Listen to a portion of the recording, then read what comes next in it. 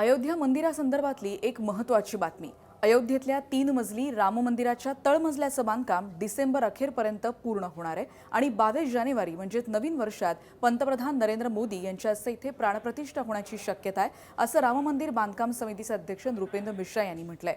पंतप्रधान नरेंद्र मोदी 20 ते 24 जानेवारी दरम्यान या कार्यक्रमासाठी उपस्थित राहतील असा अंदाज आहे।